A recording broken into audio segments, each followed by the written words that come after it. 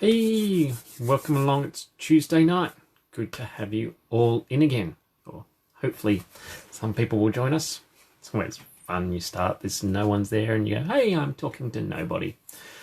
But I guess if you've ever seen me, I'm good at talking to myself. So it's always that fun when you're walking around the shops and talking to yourself and going, what are people thinking? It's worse when you hear a song and you start singing it and you realise, oh, everyone else is going to be watching me singing it. I remember walking around the shops once and Bop by Hanson was on. I started singing and then, oh no, I'm singing that Bop, and then I got on to the next aisle and realised I'd started singing it again. It's like, oh no. So those struggles that we have, welcome.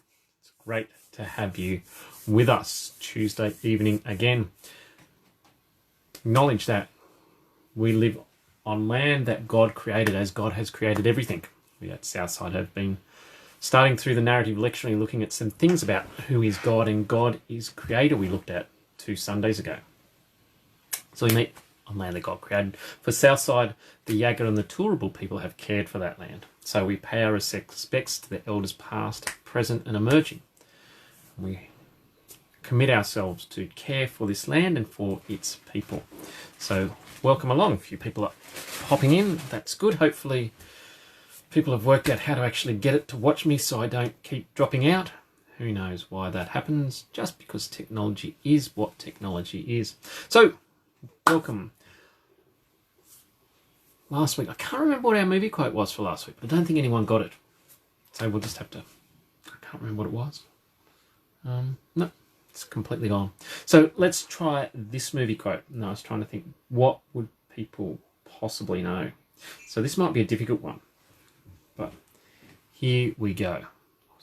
That's right, it was from that movie. Okay. Life moves pretty fast. If you don't stop sometimes, you might just miss it. So there you go. Life moves pretty fast. If you don't stop sometimes, you might just miss it. What movie does that come from? There you go. Something to think about. Something to puzzle about. So last week we started talking about secular age. So some of the ministry team have been looking at some lectures and stuff by a guy called Andrew Root. Andrew Root is a youth worker academic at Luther Seminary in Minnesota, America. And he's read all of Charles Taylor's Secular Age a number of times and really resonated with that and has done a lot of writing about what that secular age means for us in ministry today.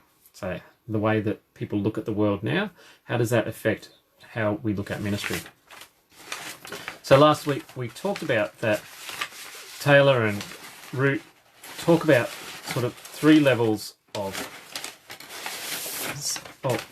levels of secular.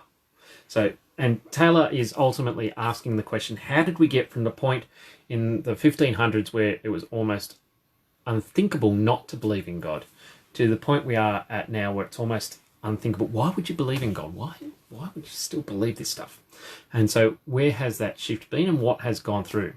And Taylor suggests that we've gone through various stages and that once a stage is there, bits of it will remain even though people move on.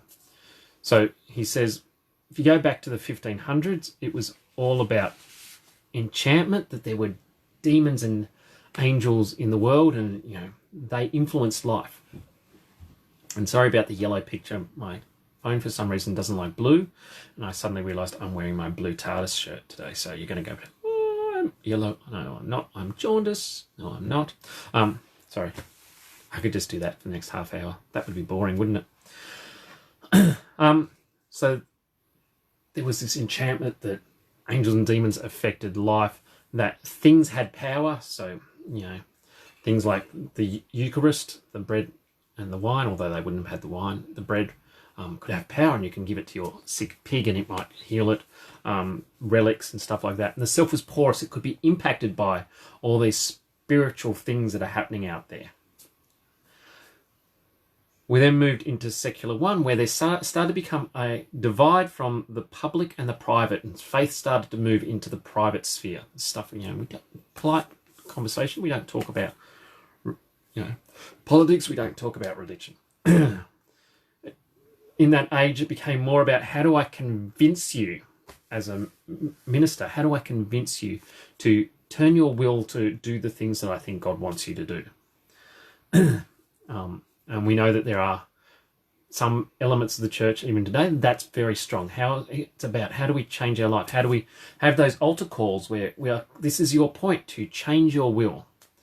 And that might be about going to follow God. It might be going into missions. It might be going into all sorts of things. We have numerous altar calls about different areas of life. And it started to move from this idea of a cosmos where the things around us show us signs, and those signs say something to us. So there's a blood moon. Okay, that tells us something. I forgot the end of the quote because I stopped the video the other day. Before I got to the end of it, and I watched the end of it today. So I was saying he shows a clip from Jimmy Kimmel talking about getting up for the blood moon, and he sets his alarm, and he gets up, goes to the toilet, and by the time he's finished in the toilet, he's forgotten about the blood moon, and he goes back to sleep. And that would have been a big omen in times gone by. And then Jimmy Kimmel goes, and did you see the Trump's first State of the Union? As if, this was a big sign for something. There was some evil presence ruling the world. Sorry if you're a Trump supporter. That's God bless you. We'll pray for you. But so there was this movement to, we're just part of a universe. And what's our will? How does our will affect us?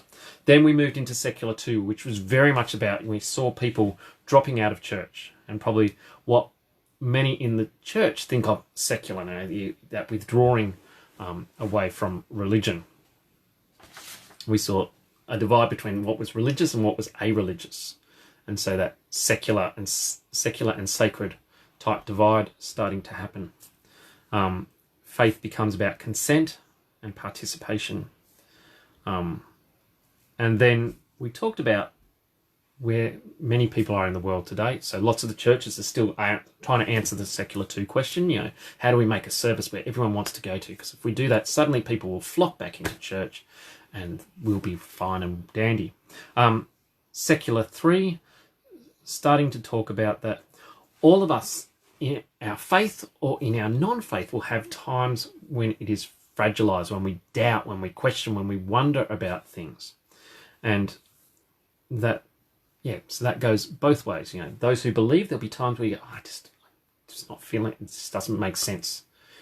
What if I was born down the street to this Muslim family? Would I be a Muslim? Questions like that. But on the other hand, those who don't believe will have these times where we go, wow, this just something amazing happened, and maybe there's something more to life. Maybe there is some greater power out there. And so we have sort of those 3-4 stages. And so in these lectures, Andrew Root does a mini lecture, and then he has a conversation with a guy called Tripp.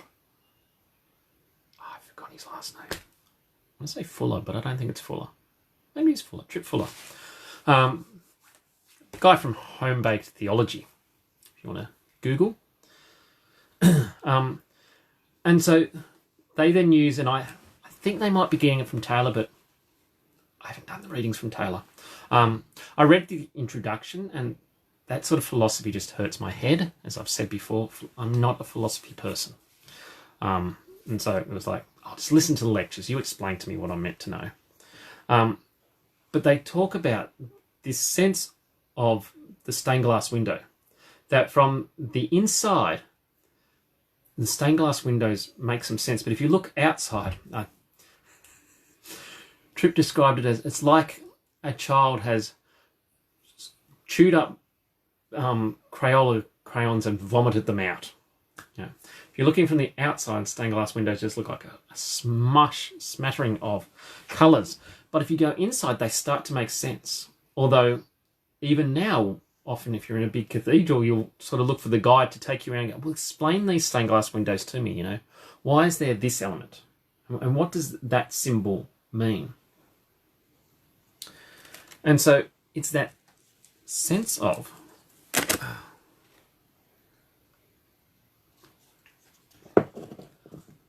our understanding of the world, our understanding of faith and stuff, and particularly our understanding of transcendence. We've lost that indigenous language.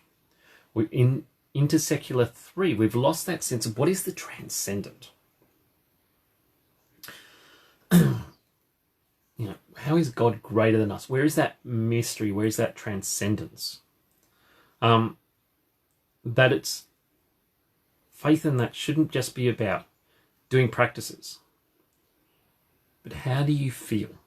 How do you actually feel? And that's one of the, one of the things that, as I think about worship services and stuff, how do we move beyond, yes, we've sung some lovely songs, prayed a prayer, we've ticked all the boxes we meant to. How can we actually make these places where people experience God? So I was having a bit of a conversation at lunch with David today, because we're the only ones in the office today. And as we were doing our lovely leftovers from Sunday evening, so if you're in the area, Sunday evening, you get lovely dinners.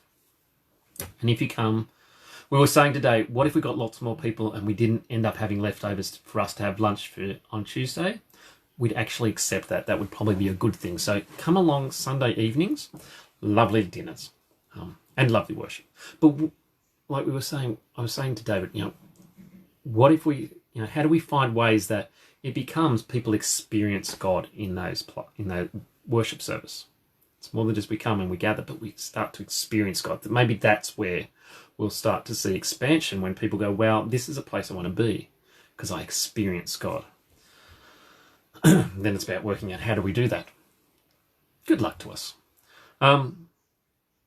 So we need to move beyond just doing practices to how we get people to feel it. They were talking about how do you get people to read their life again?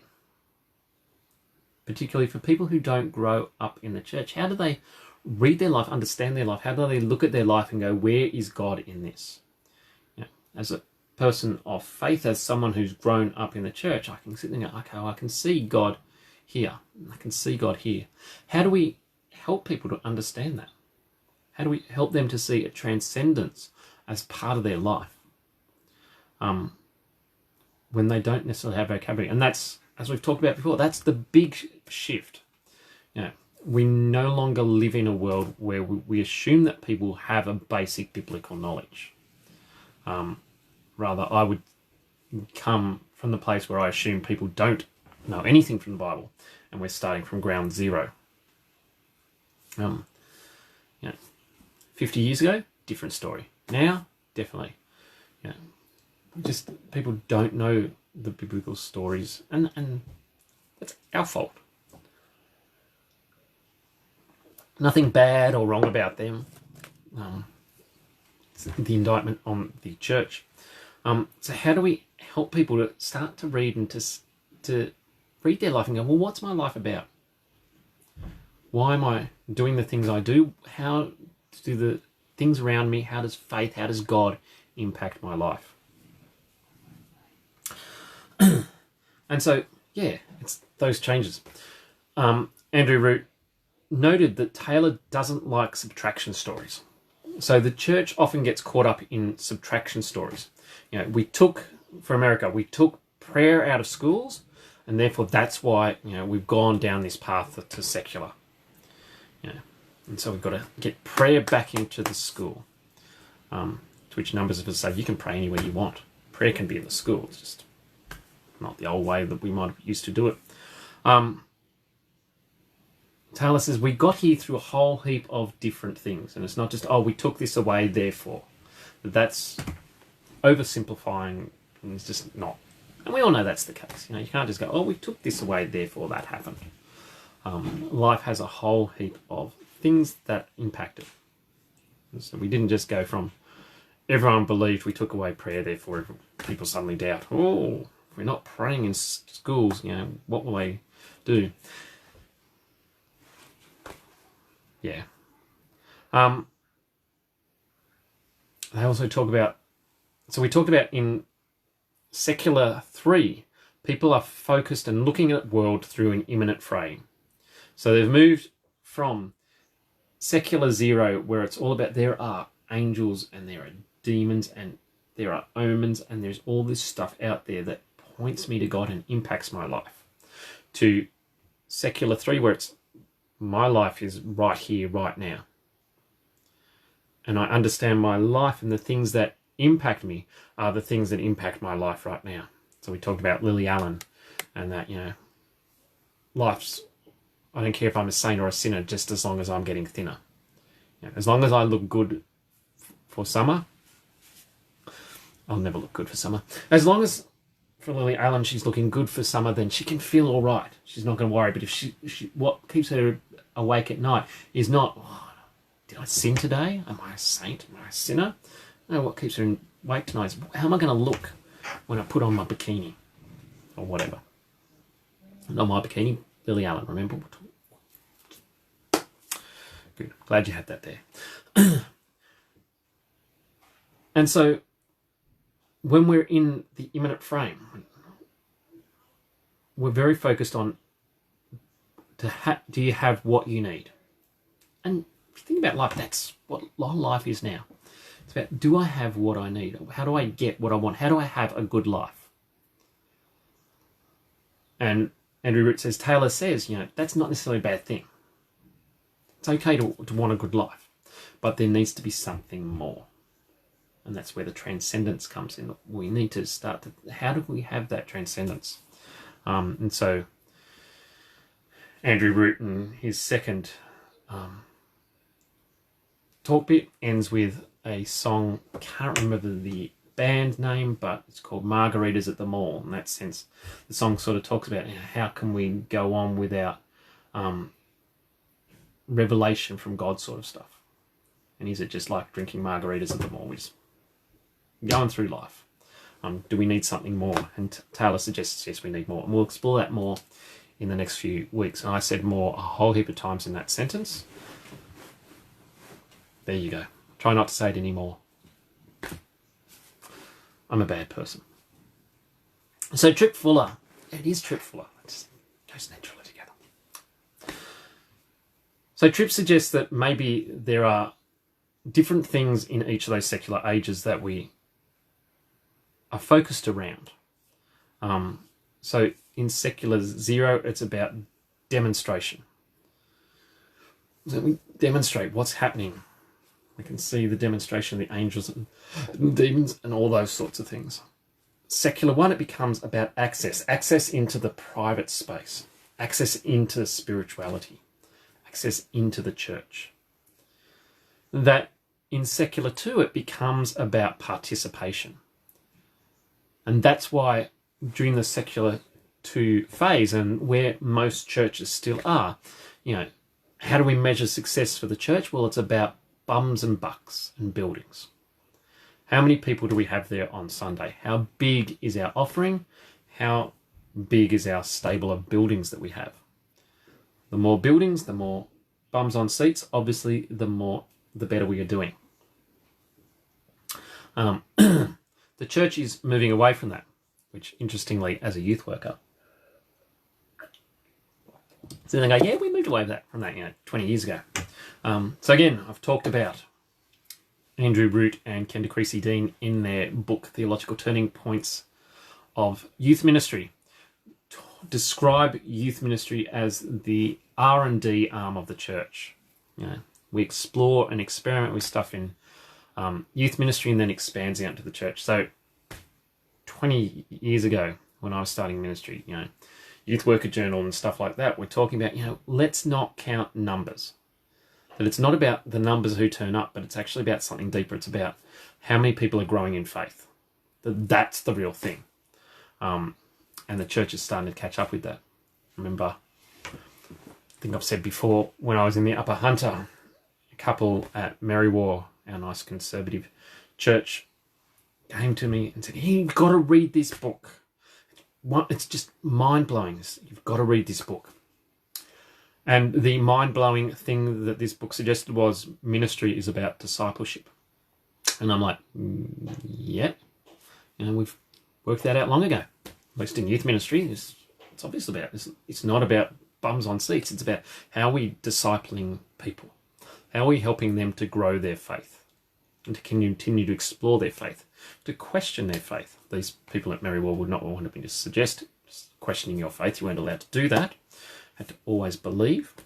But yes, so secular 2 is about participation. How do we do the best thing so people participate, so people come along, so we have the most bums on seats? But we're moving away from that. And so secular 3, Tripp suggests, how do we call people to something bigger than themselves? That how do we call people to go, there is a cause, there is something bigger than you. And you can see people are looking for that. So people are looking for those causes.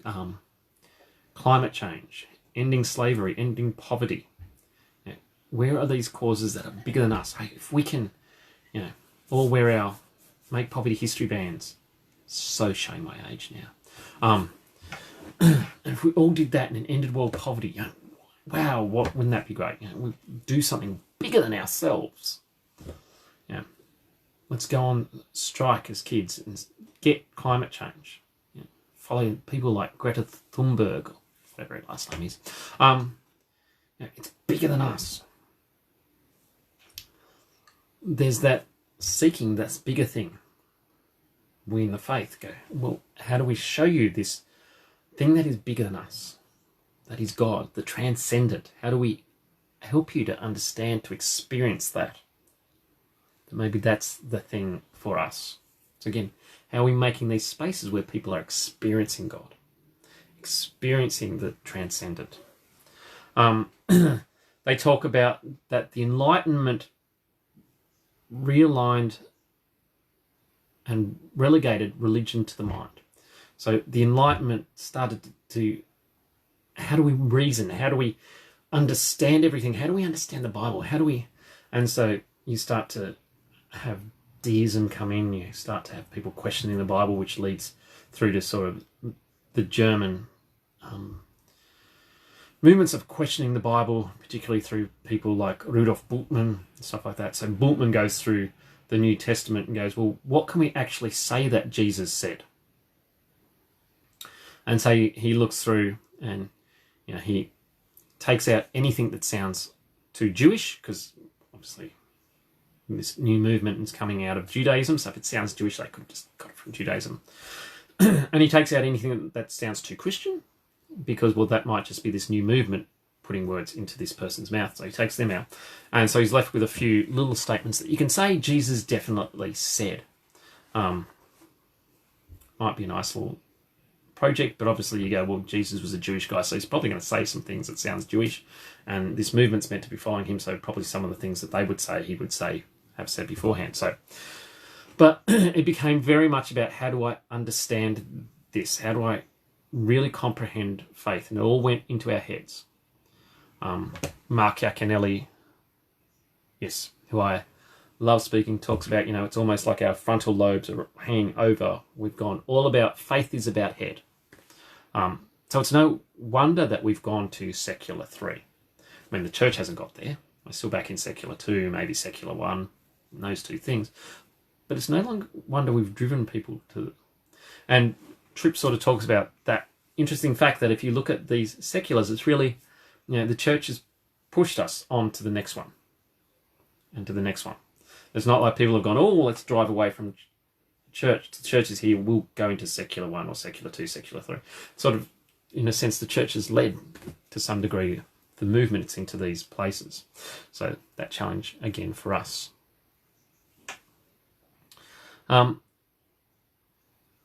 And so they talk about that in secular 3, what is the job of the minister? So I think it was Andy Root was talking about his wife at a party, and someone, oh, that's right, his wife, about to bring out or has brought out a book, and she tells a story of a neighbour who was an atheist, I think, and then they're at this dinner party and this neighbour comes to them and says, I was just amazed that this person they knew was really sick, and the minister was visiting them, and that was really a powerful thing for that person.